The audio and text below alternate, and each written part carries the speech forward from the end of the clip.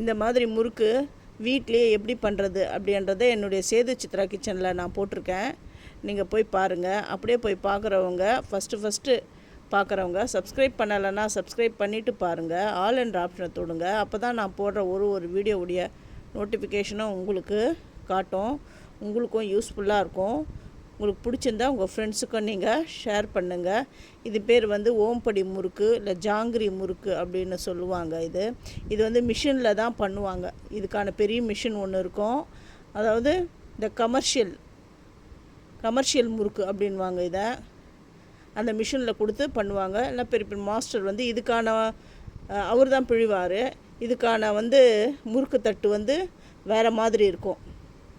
அதை நம்ம பிடிற மாதிரிலாம் இருக்காது. அந்த சுத்தூரம் ஹோல்ஸ் இருக்கும். அது எப்படி பண்ணுறது அப்படின்றதையும் நான் என்னுடைய வீடியோவில் நான் சொல்லியிருக்கேன். நீங்கள் போய்ட்டு பாருங்கள். இதேமாரி நீங்களும் உங்கள் வீட்டில் செஞ்சு எப்படி வந்தது அப்படின்னு சொல்லிவிட்டு எனக்கு மறக்காமல் கமெண்ட் பண்ணுங்கள். நீங்கள் கொடுக்குற கமெண்ட் தான் எங்களுக்கு உற்சாகமாக இருக்கும். திருப்பி வீடியோ போடுறதுக்கு யூஸ்ஃபுல்லாகவும் இருக்கும். தேங்க்யூ.